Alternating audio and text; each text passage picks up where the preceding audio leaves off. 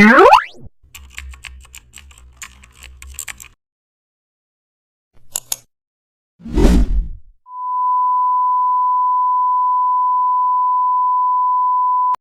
back to the channel. Today we will create a realistic shadow effect that makes object look like it's floating in air. Every seen those product photos where the shadows look perfectly real. This trick gives that some illustration in just a few clicks. Isolate your object using quick selection tool. Duplicate the cutout layer, fill it with black and use transform distort the align to shape as shadow. Go to the filter and select blur and adjust until it looks natural. Lower opacity to around 50% and use soft razor brush to fade edges. Add a faint grady overlays for light direction.